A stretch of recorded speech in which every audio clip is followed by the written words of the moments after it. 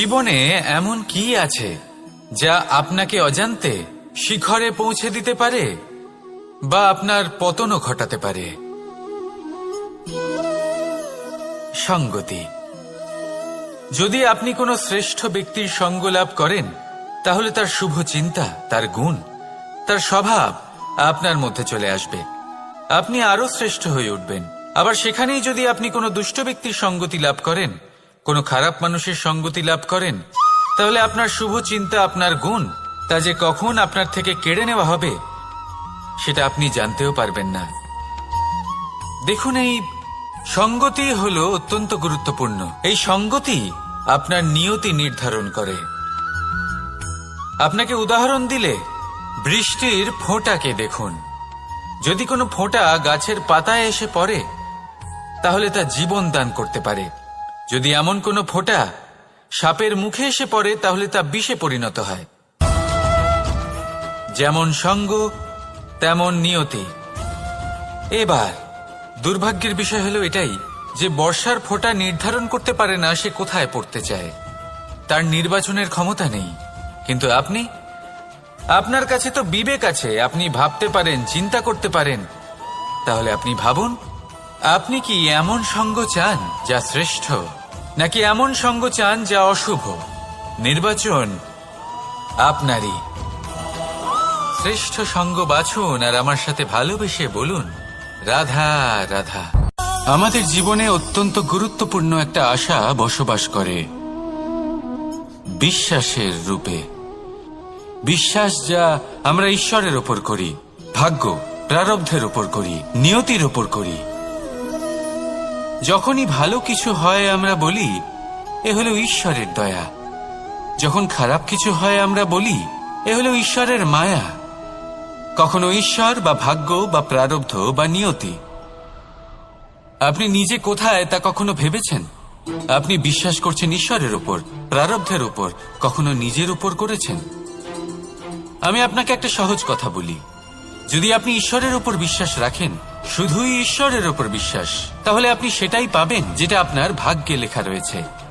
কিন্তু যদি আপনি নিজের উপর বিশ্বাস রাখেন, আত্মবিশ্বাস রাখতে শেখেন, তাহলে ঈশ্বর আর নিয়তি দুজনে মিলে আপনার ভাগ্যে সেটাই লিখবে যা আপনি চাইছেন।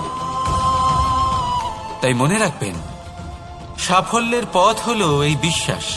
নিজের আত্মবিশ্বাসকে ধরে রাখতে শিখুন। দেখবেন আত্মা প্রসন্নতায় ভরে উঠবে। তাহলে আসুন এই প্রসন্ন ভাব নিয়েই বলুন, রাধা রাধা।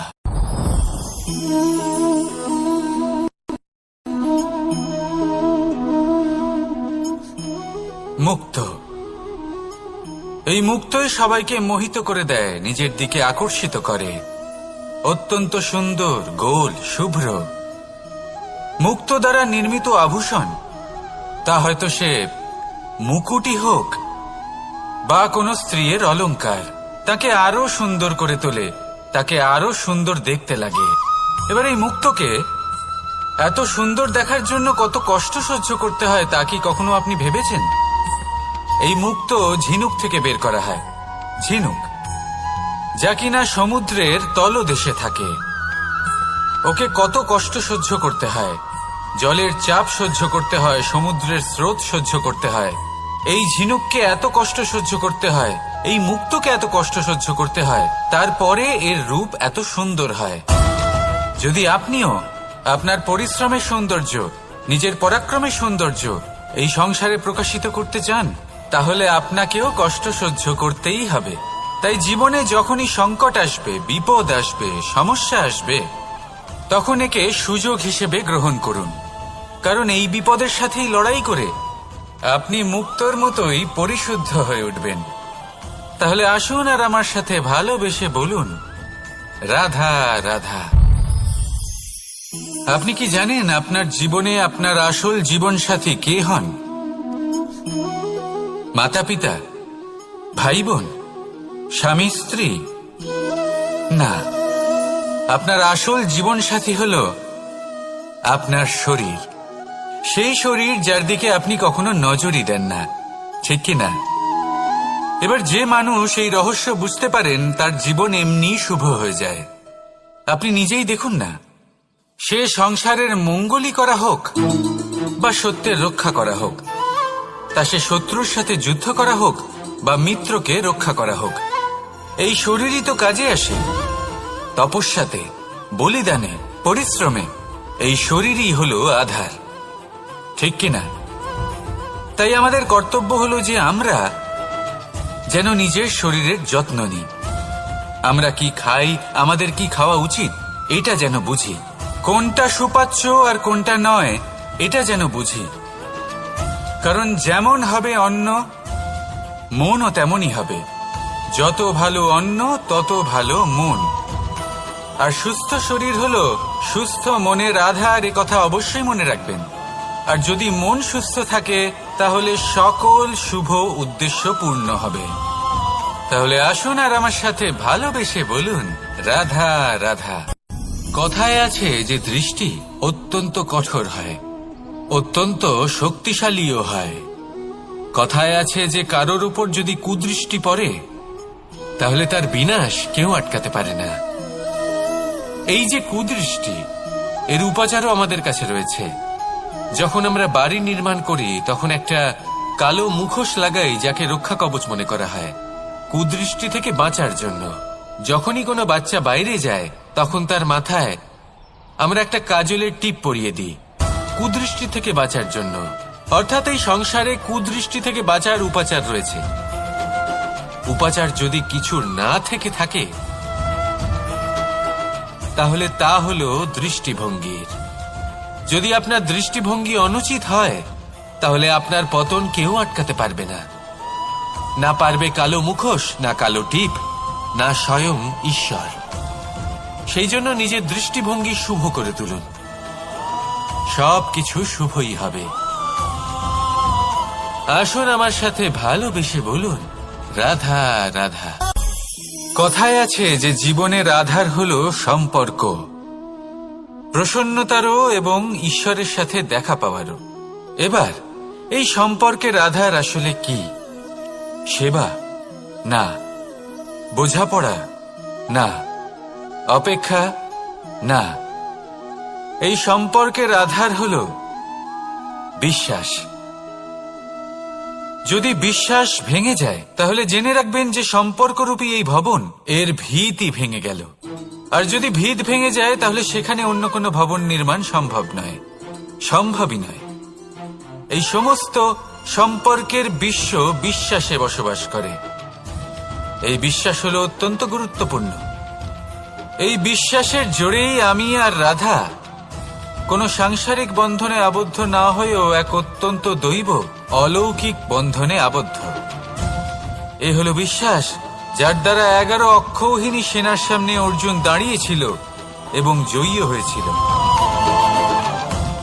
এই বিশ্বাস হলো অত্যন্ত গুরুত্বপূর্ণ। তাই বিশ্বাস করতে শিখুন, বিশ্বাস দিতে শিখুন, বিশ্বাস পালন করতে শিখুন।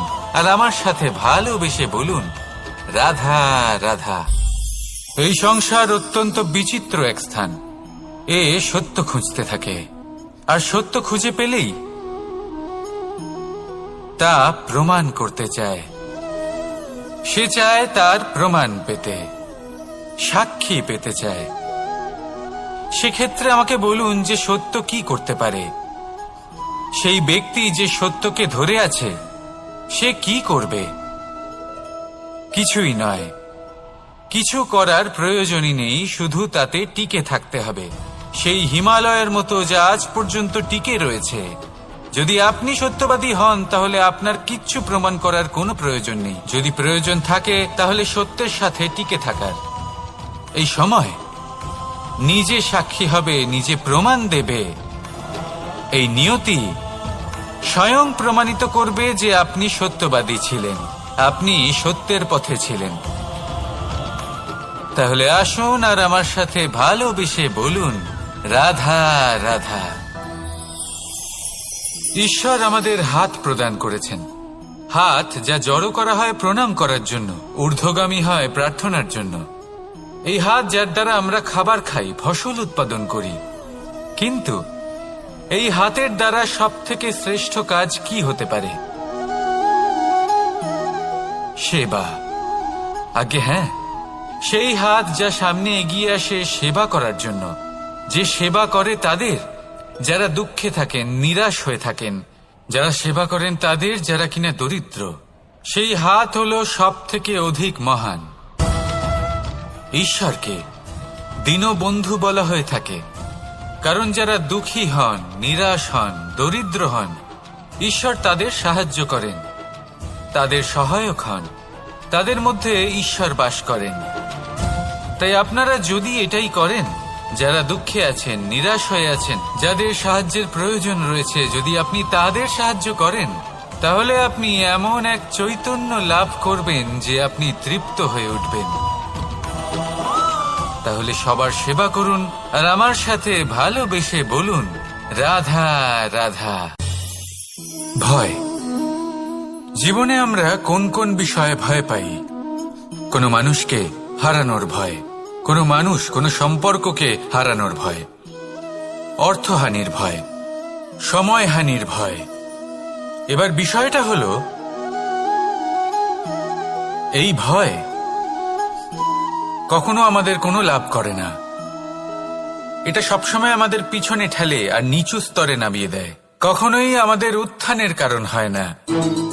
তাই জীবনে যদি কোনো ভয়ের কারণ থাকতেই হয়, তা শুধুই এটা যে মানুষের কথা ভাবতে ভাবতে, সম্পর্কগুলিকে হারানোর ভয়, মানুষকে হারানোর ভয়, সবার মন রাখতে রাখতে আপনি যেন নিজেকে, নিজের ভাবনা চিন্তাকে না হারিয়ে ফেলেন।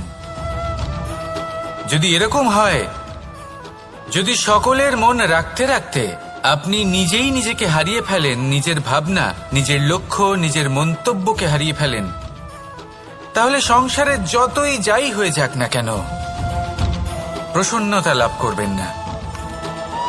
তাই রক্ষা তাকেই করুন যে আপনাকে রক্ষা করে, আপনার মানসিকতা, আপনার ব্যক্তিত্ব, আপনার লক্ষ্যকে রক্ষা করে। আর যদি কোনো বিষয় ভীত হতে হয়, তবে আপনি যেন নিজের উদ্দেশ্যের থেকে দূরে না চলে যান। তাহলে আসুন আর আমার সাথে ভালোবেসে বলুন, রাধা রাধা। সময় একটু একটু করে কেটে যায়, একটু একটু করে নিকটে আসে। খুব অদ্ভুত ব্যাপার। এই সময় প্রতিকূল হলেও একটু একটু করে কেটে যায়। এই সময় যদি ভালো হয়, তাহলে একটু একটু করে নিকটে আসে। অনুচিত তখনই হয় যখন আমরা নিজেদের অসফলতার জন্য সময়কে দোষ দিই, কিন্তু আসলে তেমনটা হয় না। আপনার পরিশ্রম আর প্রয়াস দ্বারাই আপনি সাফল্য লাভ করবেন, সময়ের দ্বারা নয়। যদি এই সাফল্য একটা সুন্দর ভবন হয়, তাহলে সময় হলো তার দেওয়ালের রং, যা সময়ের সাথে বদলাবে, সময়ের সাথে ফিকেও হয়ে যাবে। কিন্তু সাফল্যের এই ভবন আপনাকেই নির্মাণ করতে হবে, আপনার পরিশ্রমের ইট দ্বারা এবং প্রয়াসের চুনসুরকি দ্বারা। তাই পরিশ্রম আর প্রয়াস করতে থাকুন, সাফল্য আপনি অবশ্যই পাবেন। সময় যদি আজ ভালো না হয়, তাহলে কাল অবশ্যই হবে। প্রয়াস করতে থাকুন আর আমার সাথে ভালোবেসে বলুন, রাধা রাধা। এ হলো গোলাপ ফুল। একে আমরা সকলেই চিনি। সমগ্র সংসার ভালোবাসে এই পুষ্পকে। এই ফুল দেখতেও সুন্দর। সবথেকে বেশি গুরুত্বপূর্ণ কথা হলো এর সুগন্ধ, যা দূর দূরান্ত থেকে ব্যক্তিদেরকে আকৃষ্ট করে। এই সুন্দর পুষ্প একটু মন দিয়ে দেখলেই দেখা যায় এর নিচে কাঁটা রয়েছে। এই সংসার বলে, এ প্রকৃতির কেমন রচনা, এত কোমল পুষ্প, এটা কি তীক্ষ্ণ কাঁটা সহ প্রস্ফুটিত হয়? এটাই হলো জীবনের সত্য। আমাদের অন্তরের সদ্গুণ, সেগুলিও এই ফুলের মতোই সুন্দর। সংসার এর সৌন্দর্য দেখতে পায়, এর সুগন্ধ চতুর্দিকে ছড়িয়ে পড়ে। কিন্তু এই সদ্গুণ জাগ্রত করে তোলার জন্য কঠোর পরিশ্রম করতে হয়, প্রতিনিয়ত চেষ্টা করে যেতে হয়। তাই জন্য যদি আপনি জানেন আপনার পথ উচিত, কিন্তু তা কাঁটায় পরিপূর্ণ, তাহলে থামবেন না, চলতে থাকুন। একবার যদি অন্তরের সদ্গুণ জাগ্রত হয়, তাহলে এই সংসার এর সৌন্দর্য দেখবে আর সুগন্ধে আকর্ষিত হয়ে আপনার কাছে আসবে। এই মন, এই জীবন প্রসন্ন হয়ে বলবে, রাধা রাধা।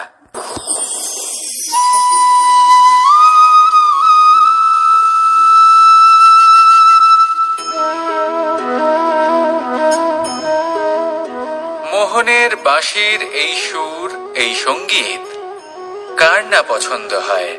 সবারই খুব ভালো লাগে। এবার এই সুর আসে কোথা থেকে? কেউ বলবেন কৃষ্ণের হৃদয় থেকে। সত্য কথা, এই সুর হৃদয় থেকে নির্গত হয় এবং প্রকট হয় এই বাঁশি থেকে।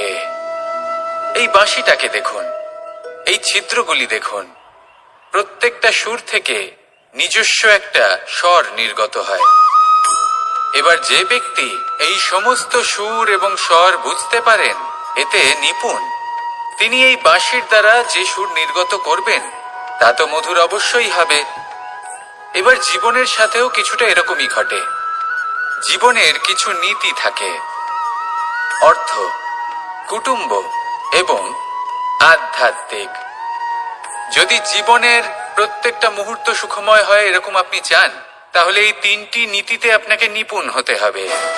কোনো একটি বিশেষ নীতির প্রতি যদি আপনি বেশি ঝুঁকে পড়েন, তাহলে বাকি দুই নীতি থেকে যা সুখ লাভ করা সম্ভব তা পারবেন না। ধন অর্জন করতে হবে পরিবারের জন্য, পরিবারের সুখ মনের শান্তির জন্য, মনে শান্তির প্রয়োজন মনের শুদ্ধতার জন্য। যখন এই মন শুদ্ধ হবে, জীবন শুদ্ধ হবে, পবিত্র হবে, সুন্দর হবে এবং ভালোবেসে বলবে, রাধা রাধা। যত শক্তিশালী এই মন, তত শক্তিশালী এই শরীরও। এই যে আমাদের শরীর, এটা আসলে কি? এ হলো একটা রথের মতো। আর একটা রথ ততক্ষণ চলতে পারবে না যতক্ষণ না তাকে কোনো সারথি চালাবে। এই মন হলো শরীরের সারথি। এবার ভাবুন, যদি এই সারথি শক্তিহীন হয়, দুর্বল হয়, তাহলে এই রথের কি হবে? এটা উচিত পথে চলতে পারবে না, উচিত গতিতে চলতে পারবে না, মন মতো স্থানে এটা পৌঁছতেও পারবে না। সেই জন্য মনের শক্তি অত্যন্ত প্রয়োজনীয়। এবার মনের শক্তি আমরা কোথা থেকে লাভ করি? দৃঢ়তার শক্তি থেকে। এবার এই শক্তি আমরা কিভাবে বাড়াতে পারি? আমরা প্রতিদিন কিছু নতুন স্থির করি, কিছু ছোট কিছু বড়। আর যেই আমরা নতুন কিছু পূর্ণ করি, আমাদের মনের শক্তি বেড়ে যায়। আর যদি পূর্ণ না করতে পারি, মনের শক্তি কমে যায়। একটা দেওয়ালের মতো ছোট ছোট ছোট ছোট শিলা আমরা একটার পর একটা স্থাপন করে একটা দেওয়াল তৈরি করি। এতগুলো পাথর যখন একত্রিত হয়ে যায়, তখন এমন এক দেওয়াল তৈরি হয় যাকে ভাঙা প্রায় অসম্ভব হয়ে দাঁড়ায়। সেরকমই হয় মন এবং দৃঢ়তা। ছোট ছোট কাজ করে নিজের লক্ষ্য পূর্ণ করুন। এই লক্ষ্য যদি পূর্ণ হয়, তবে মনের শক্তি বাড়বে।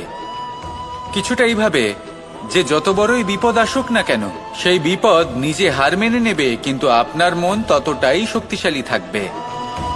তাই মনের শক্তি বাড়াতে থাকুন, যাতে আপনি উচিত পথে চলতে পারেন, উচিত গতিতে চলেন আর মনোবাঞ্ছিত স্থানে পৌঁছতে পারেন।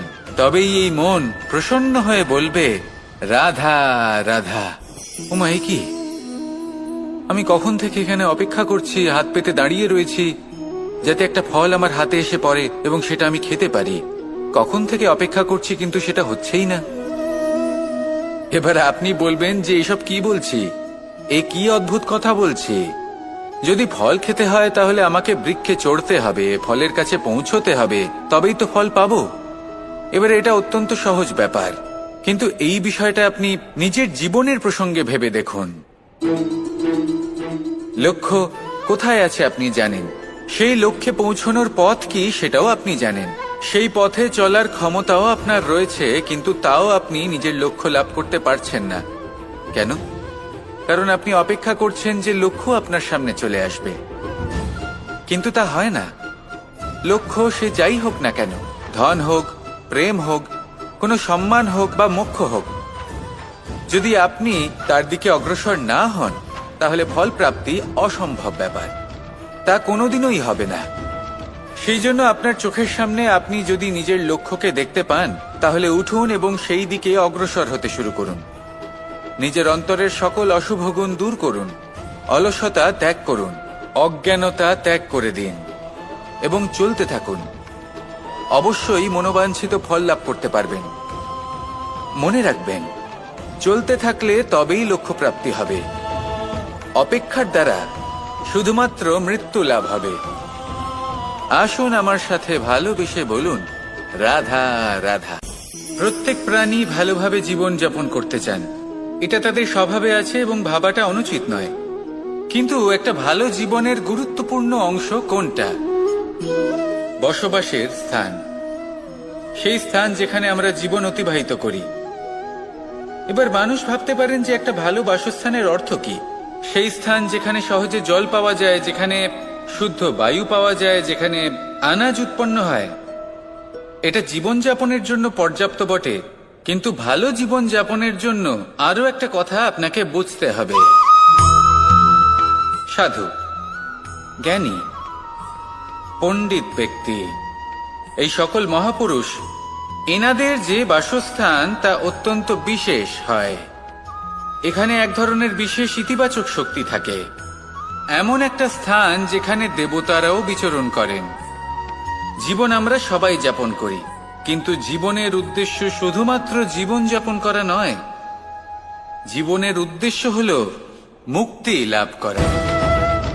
আর এই সকল সাধু, জ্ঞানী, পণ্ডিত ব্যক্তি, এই সকল মহাপুরুষ আপনাকে মুক্তির পথে নিয়ে যেতে পারেন। কারণ এরা হলেন সেই মহাপুরুষ যারা নিজেদের অন্তরের বিকার, অহংকার, ক্রোধ, বিদ্বেষ, এই সকল দোষগুলিকে ত্যাগ করেছেন, এদের উপর বিজয় লাভ করেছেন। এমনই একজন ব্যক্তি আপনাকে মুক্তির পথে নিয়ে যেতে পারে। প্রয়োজন হলো শুধুই এনাদের চিনতে পারা, এদের কথা বুঝতে পারা এবং এদের দেখানো পথে চলা। যদি আপনি এটা করতে পারেন, তাহলে এই মন প্রফুল্ল হয়ে বলবে, রাধা রাধা।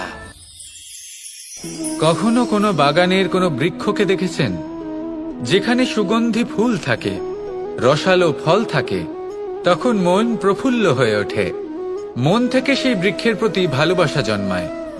কিন্তু যিনি বাগানের মালিক, শুধুমাত্র তিনিই জানেন যে কিভাবে এই বৃক্ষকে আগলে রাখতে হয়, কিভাবে তার পরিচর্যা করলে এতে সুন্দর সুগন্ধি ফুল হবে, রসালো ফল হবে। কখনো কখনো প্রয়োজনের থেকে বেশি রোদ পেলে এই বৃক্ষগুলি শুকিয়ে যায়, প্রয়োজনের থেকে কম রোদ পেলেও এই বৃক্ষ কিন্তু শুকিয়ে যায়। প্রয়োজনের থেকে কম জল যদি পায়, এই বৃক্ষ শুকিয়ে যেতে পারে।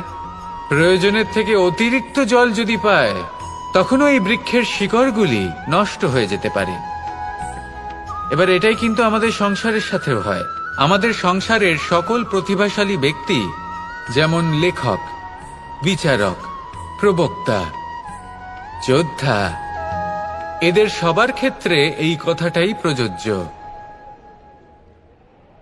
যদি বেশি প্রশংসা করা হয়, তাহলেও এরা হারিয়ে যাবেন। প্রয়োজনের থেকে বেশি যদি নিন্দা করা হয়, তখনও তারা নত হয়ে পড়বেন। তাহলে আপনি এদের রক্ষা করুন এবং নিজেদেরও। মনে রাখবেন একটা কথা, জেনে রাখুন কখন কোন নিন্দায় আপনি লজ্জিত হবেন না, আর কখন কোন প্রশংসার দ্বারা নিজের মধ্যে অহংবোধ জাগ্রত করবেন না। এই মন সুপ্রসন্ন হয়ে বলবে, রাধা রাধা। জল, এ হলো জীবনের আধার পঞ্চতত্ত্বের মধ্যে একটি, আর অত্যন্ত বিশেষ। এর থেকে অনেক বড় শিক্ষা পাওয়া যায়। এই জল, গন্তব্যের বিষয়ে এর স্পষ্ট ধারণা আছে। ও জানে ওর লক্ষ্য কি, আর প্রয়াস করে ততদূর সে পৌঁছেও যায়। এটি পর্বত থেকে বয়ে নিচে নেমে আসে, নদীর সাথে সমাহিত হয়ে তার সাথে বয়ে চলে, চিরসবুজ বনানী গড়ে তোলে, প্রাণীদের তৃষ্ণা নিবারণ করে, সামনে এগিয়ে চলে, মানুষের সাথে মিলিত হয়।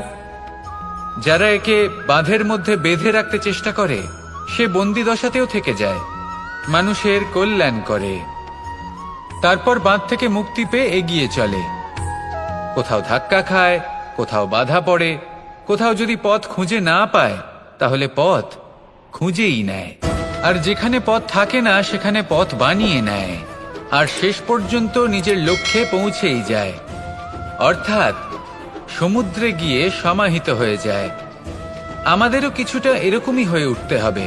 যেখানেই যাবেন সকলের কল্যাণ করুন, সামনে এগোন। আপনি কোথাও পড়ে গেলে, ধাক্কা খেলে আঘাত লাগবেই, উত্থান পতন লেগেই থাকে। সামনে এগোতে থাকুন। কোথাও পথ না পেলে তা খুঁজে নিন, কোথাও পথ না থাকলে তা বানিয়ে নিন। নিজের গন্তব্যের কথা সব সময় মনে রাখুন। শেষ পর্যন্ত নিজের মোক্ষ লাভ আপনি অবশ্যই করবেন। আর আমার সাথে ভালোবেসে বলুন, রাধা রাধা। জীবনের প্রত্যেক মুহূর্ত আমাদের কিছু না কিছু শিক্ষা দেয়, নির্ভর করছে আমাদের দৃষ্টিভঙ্গির উপর। যেমন নদী হলো আমার অত্যন্ত প্রিয়। নদীতে ভ্রমণ করতে আমার খুব ভালো লাগে। কি বলেন? নদীতে সবসময় নতুন কিছু থাকে, ও পুরনো কিছুই নিয়ে বসে থাকে না। সব সময় প্রবাহমান, কখনো থামে না। ততক্ষণ থামে না যতক্ষণ না সাগরে গিয়ে সমাহিত হচ্ছে। ঠিক এইভাবেই আমাদেরও উচিত নিজের জীবন অতিবাহিত করা, নদীর মতো। প্রত্যেক মুহূর্ত নতুন, তাই সেইভাবেই জীবন যাপন করুন। পুরনো কিছুই একত্রিত করে রাখবেন না, বিগত স্মৃতির মাঝে নিজেকে হারিয়ে ফেলবেন না। এই যে বর্তমান, এই যে মুহূর্ত, সেটাই হলো সর্বশ্রেষ্ঠ। এর মাঝেই জীবন যাপন করুন। নদীর মতো প্রবাহমান হতে শিখুন। আপনি শিখে গেলে তাহলে মনে রাখবেন, আমার আপনার মাঝে বিচরণ করতে বড়ই ভালো লাগবে।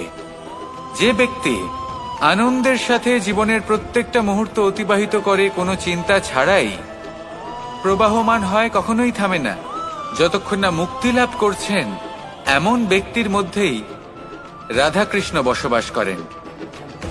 তাহলে আসুন আমার সাথে ভালোবেসে বলুন, রাধা রাধা। সূর্যের প্রকাশ অন্ধকারকে দূর করে দেওয়া সেই মহানায়ক। এই সূর্যের প্রকাশ যখন পৃথিবীতে এসে পৌঁছয়, কি হয়? এই পৃথিবী জেগে ওঠে, প্রত্যেক প্রাণী জেগে ওঠে, মানুষ জেগে ওঠেন, নিজের কর্ম করেন, জীবন যাপন করেন। এই ঘুমের মৃতপ্রায় স্থিতি কাটিয়ে উঠে জীবন যাপন করতে শেখেন। এটাই হলো প্রভাব সূর্যের প্রকাশের।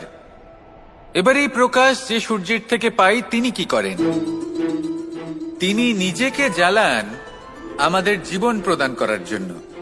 প্রত্যেকটা মুহূর্ত তিনি তাপ সহ্য করেন, আমরা যাতে সেই প্রকাশ লাভ করি। এটাই হলো জীবনের সারমর্ম।